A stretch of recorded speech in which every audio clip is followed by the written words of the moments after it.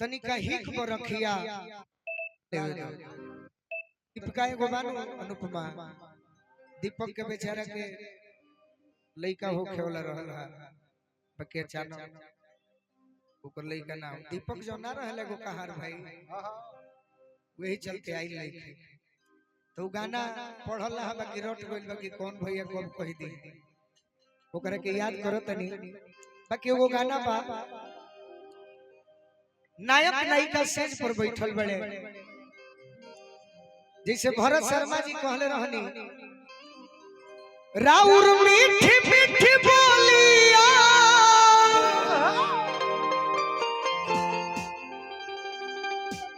मेरा जला गोता तनी अरे दिया बुता दी हमारा लाज लागता ए पिया दिया बुता दी हमारा लाज आहा वही तर्ज पर नायक नायिका स्टेज पर बैठल बड़े पहला मिलन बा हिना जी पति देव एगो आग्रह करत रहे ये भोजपुरी के गजल है तनी कहीं भर अखिया हेने देखो मोहब्बत तनिका के भड़कत तनी कहीं भर अखिया अरे गड़ा ले दो तनी कहीं भर अखिया गड़ा ले दो जब आइला तो घूंघटा गिरौले रहेलू तनी कहीं भर अखिया गड़ा ले दो तनी कहीं भर अखिया गड़ा ले दो जब आइला तो घूंघटा गिरौले रहेलू तनी कहीं भर अखिया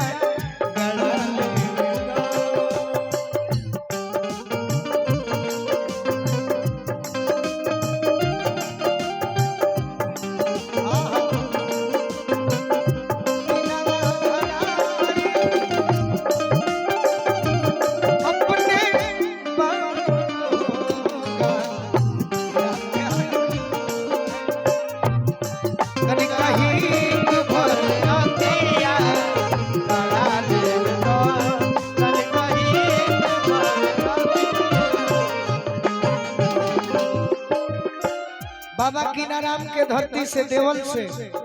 पंकज भैया के आशीर्वाद मिलल बार बार प्रणाम करो आशीर्वाद के प्रतीक्षा बा नेह असर बिछावा बैठो तनी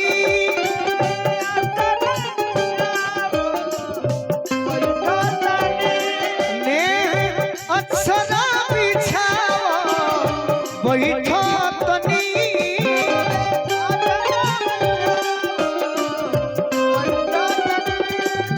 मुस्काई के कोरा में आओ धनी मुस्काई के कोरा में आओ धनी तनिका उठावा से उठावा सटा ले दो तनिका उठावा से उठावा सटा ले दो जब आइला तो मुहावा घुमौले रहेलू तनिका हिक भर अखिया गड़ा ले दो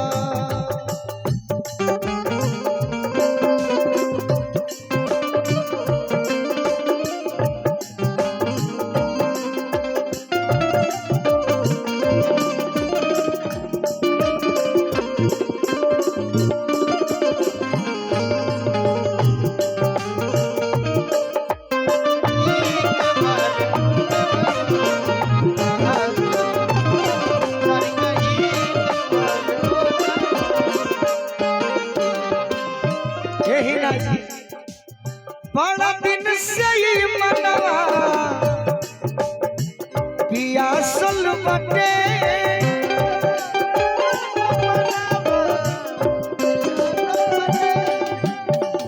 देवल सनी सिंह जी कीनाराम बाबा के धरती कान सो भैया कुछ कहो तरह का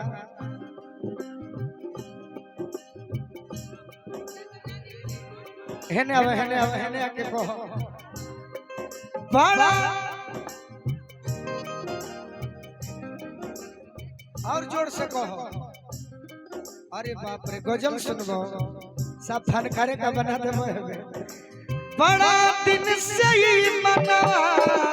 पियासल बटे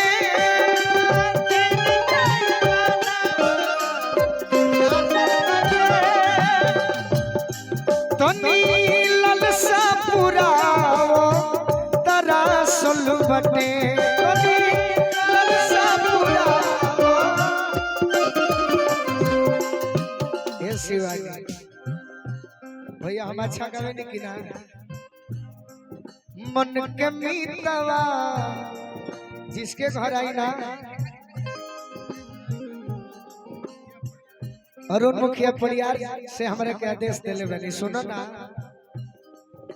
मन के मीतवा ए पियावा के बूझो तनी मन के मीतवा ए पियावा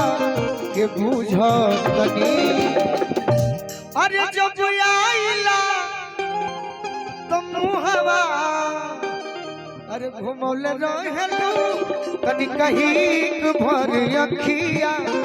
गड़ा लेवे दो तनी कहीं भर अखिया गड़ा लेवे दो जब आइला तो मुहवा घुमौल रहलू तनी कहीं भर अखिया गड़ा लेवे दो तनी कहीं भर अखिया गड़ा लेवे दो तनी कहीं भर अखिया गड़ा लेवे दो तनी कहीं भर अखिया गड़ा लेवे दो तनी कहीं भर अखिया गड़ा लेवे दो एगो रीड बढ़ जाती है।